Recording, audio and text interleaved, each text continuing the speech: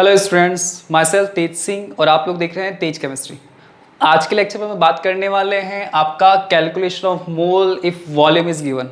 तो अगर आपको क्वेश्चन के अंदर वॉल्यूम दे दिया जाए और आपको पूछा जाए कि मोल फाइंड आउट कीजिए, तो आप मोल कैसे फाइंड आउट करोगे वो अपन आज के लेक्चर में बात करेंगे।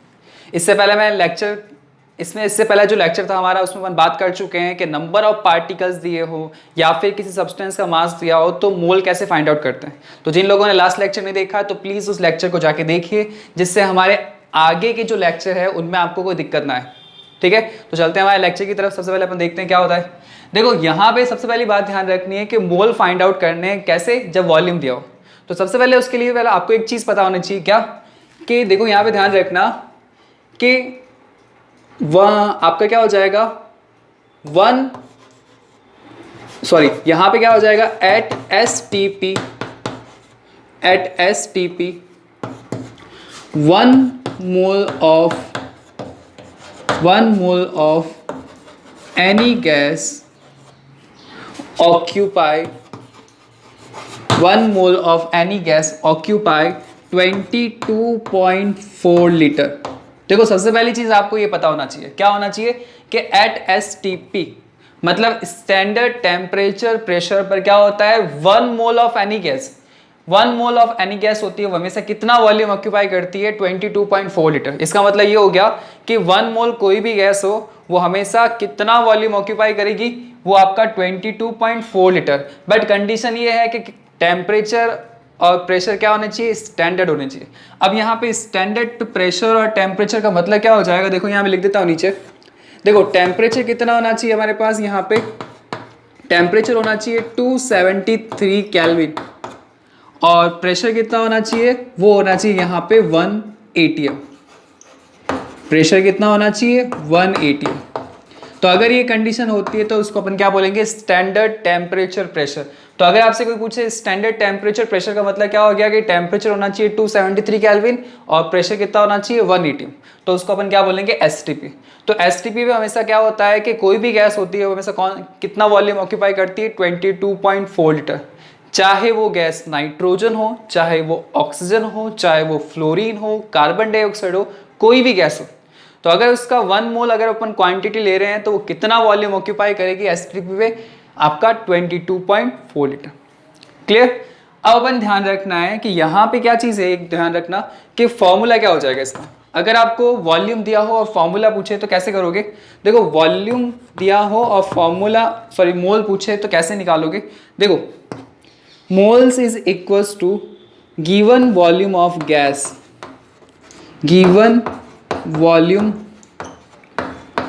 गैस, मतलब गैस का जो वॉल्यूम दिया गया है उसको डिवाइड करना है किससे, आपको उसको डिवाइड करना है आपको 22.4 लीटर्स, 22.4 लीटर्स।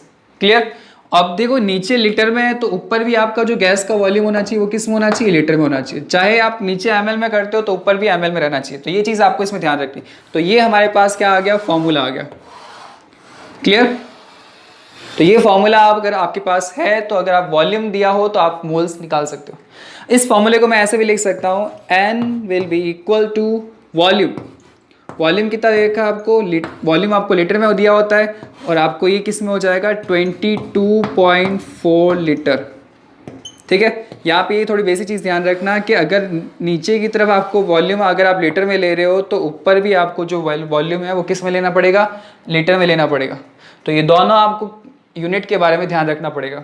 अगर आपको क्वेश्चन में दे रखा है ml में दिया हुआ है या फिर किसी दूसरे यूनिट में दे रखा है तो आपको इसके अकॉर्डिंग चेंज करना पड़ेगा। वो आपके ऊपर है, आप किस तरह से करते हो क्वेश्चन को। मैं यहाँ पे आपको कुछ एग्जांपल्स बता दूंगा जिससे आपको इजी हो जाएगा कि किस तरह से सॉल्व होंगे। अब एक चीज़ यहाँ पे ध्यान रखना, नोट कर लेना, यहाँ पे क्या हो जाएगा।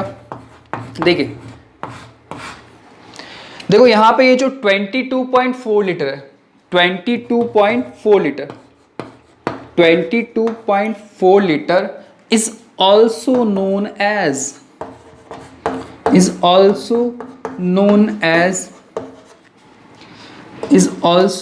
as gram molar volume.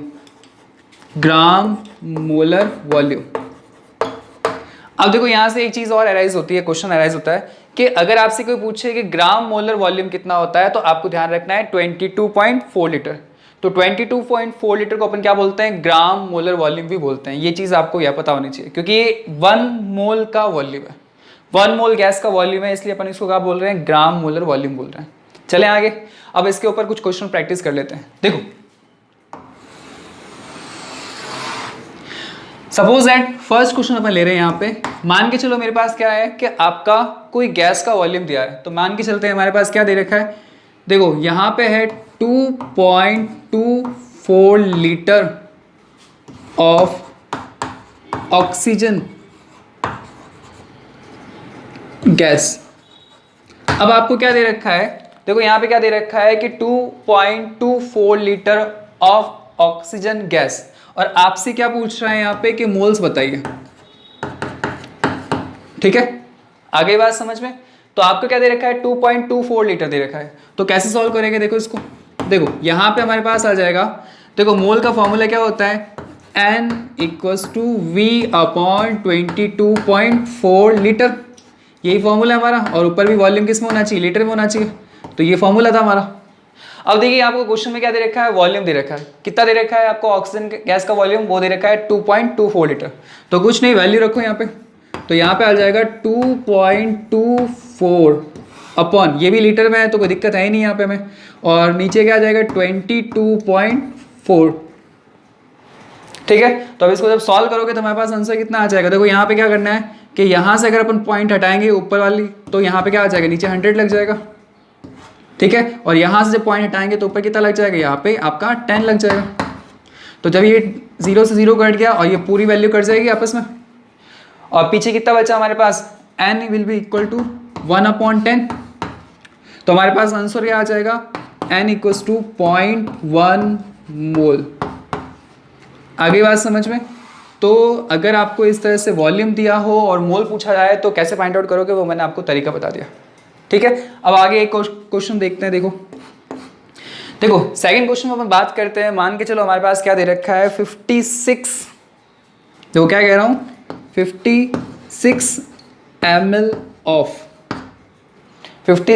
ml of nitrogen gas, 56 ml of nitrogen gas. अब यहां पर भी आपसे क्या पूछ रहा है, मोल पूछ रहा है, मोल्स पूछ रहा है। तो कैलकुलेशन कैसे होगी, आपको 56 ml दे रखा है नाइट्रोजन गैस और आपको पूछ रहा है मोल। तो सबसे पहले आपको पता होना चाहिए कि देखो यहाँ पे क्या करना है, सॉल्यूशन देखते हैं अपन क्या हो जाएगा। देखिए पहले आपको फॉर्मूले में वैल्यू रखनी है। तो फॉर्मूला क्या हो जाएगा हमारे पास, n will be equal to given volume. अब गिवन वॉल्यूम कितना है, 56 ml है। देखो 56 ml, और नीचे अपन क्या रख रहे हैं आपका 22.4 लीटर, 22.4 लीटर। अब देखिए थोड़ा समस्या ये आ रही है कि ऊपर दे रखा है ml में और नीचे आपको वैल्यू किस में, लीटर में। तो आपको इसको किस में चेंज करना पड़ेगा, ml में चेंज करना पड़ेगा। तो ml में चेंज करोगे तो कितना हो जाएगा आपका, 1000 से मल्टीप्लाई करना पड़ेगा इसको। देखो ध्यान रखना कि आपका ml होता है, सॉरी अगर आपको लीटर में दिया हो और उसको ml में चेंज करना है तो उसको क्या करोगे, मल्टीप्लाई करोगे किससे, 1000 से। ओके, तो इसमें अपन आगे बात करते हैं क्या हो जाएगा। देखो n will be equal to, अब 56 है ऊपर की तरफ, ठीक है, 56 अपॉन, जब आप इसको मल्टीप्लाई करोगे तो हमारे पास कितना हो जाएगा, इसमें दोनों को मल्टीप्लाई करने पर आ जाएगा 22400। क्लियरली। तो यहाँ से जब इसको मैंने क्या किया, मल्टीप्लाई कर दिया नीचे वाली वैल्यू को, तो ये वैल्यू आ जाएगी। देखो यहाँ से पॉइंट लगेगा, पॉइंट यहाँ से कैंसिल हो जाएगा, तो एक आपका 0 से 0 कट जाएगा, तो उसके इसमें क्या हो जाएगा, ये वैल्यू ही बचेगी आपके पास। अब जब आप 56 को इससे डिवाइड करोगे तो कितना आएगा, देखो यहाँ पे, देखो जब आप इसको इससे डिवाइड करोगे तो फाइनली आपका ये पूरी की पूरी वैल्यू कट जाएगी। तो कितनी बार जाएगा, ये 4 टाइम्स जाएगा। ठीक है, तो हमारे पास कितना बच रहा है, देखो यहाँ पे अगर आप इसको इस तरफ लेके जाते हो तो हमारे पास आएगा 1/400। देखो मोल आ रहा है, कितना आ रहा है, 1/400। अब आपको यहाँ क्या करोगे, इसको क्या, अगर इसको और आगे चाहो तो आप इसको सॉल्व कर सकते हो लेकिन फाइनली मैं यहीं तक सॉल्व करूँगा। देखो यहाँ पे अगर इसको डिवाइड करोगे तो क्या होगा, ये जो आपका 20 है वो किस तरफ चले जाएंगे, ऊपर, तो ऊपर जाएगा 10 की पावर -2 आ जाएगा। और इसको 1/4 से डिवाइड करोगे तो कितना आ जाएगा, 0.25 मोल आ जाएगा। ठीक है, तो यहाँ पे अगर मैं लिख सकता हूँ, चाहूँ तो इसको ऐसे भी लिख सकता हूँ, तो 2.5 × 10 की पावर -2 मोल्स आ जाएंगे। ठीक है, आगे बात समझ में। तो फाइनली जब इसको सॉल्व करोगे तो आपके पास क्या आ जाएगा, 0.25 इंटू 10⁻⁻2 मोल्स, ये आपका आंसर आ जाएगा। तो ये इस तरह से क्या हो गया कि अगर आपको वॉल्यूम दिया हो और आपको क्या पूछा जाए, मोल्स पूछ जाए, तो आपको इस तरह से कैलकुलेशन करनी है। ये बहुत ईजी है, आप इसको एक बार देखिए तो आपका ये सब चीज़ें अच्छे से क्लियर हो जाएगी। और फिर भी अगर आपको इसमें कोई डाउट होता है तो आप मेरे से पूछ सकते हैं। जो नेक्स्ट लेक्चर रहेगा तो उसके अंदर अपन बात करेंगे, जो हमने जितने भी मोल्स से रिलेटेड जो फॉर्मूले देखे हैं उसके ऊपर अपन क्वेश्चन प्रैक्टिस करेंगे। आगे बात समझ में। तो प्लीज़ इन लेक्चर्स को एक बार देखिए, और जिन लोगों ने मुझे फॉलो नहीं किया please follow me and support me. Okay, thank you for watching this lecture.